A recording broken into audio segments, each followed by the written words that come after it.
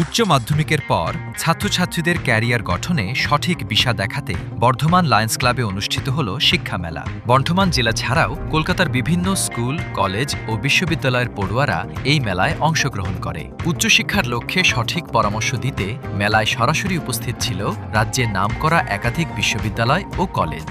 The Neotia university, Adamas university, Brainware university এবং এইমস কলেজের প্রতিনিধিরা ছাত্রছাত্রীদের সঙ্গে সরাসরি কথোপকথনের মাধ্যমে কোর্স, ভর্তি ও ভবিষ্যৎ কর্মসংস্থান নিয়ে পরামর্শ দেন। এই শিক্ষা মেলায় উপস্থিত ছিলেন গ্লোবাল এডুকেশনের কর্ণধার সৈয়দ আতাউল ইসলাম, রাফাত মিদ্দা, জসিম চৌধুরী, জামাল হোসেন। এছাড়াও বিশিষ্ট শিক্ষাবিদ অয়ন পাল, নূর আলম সহ শহরের শিক্ষাবিদ ও সমাজের বিশিষ্টজনেরা অনুষ্ঠানে অংশ নেন। বিশিষ্টজনেরা আশা প্রকাশ করেন, বর্ধমান শহরের লায়ন্স ক্লাবে আয়োজিত এই শিক্ষা মেলার মাধ্যমে ছাত্রছাত্রীরা উচ্চশিক্ষা ও কর্মসংস্থানের সঠিক দিশা খুঁজে পাবে।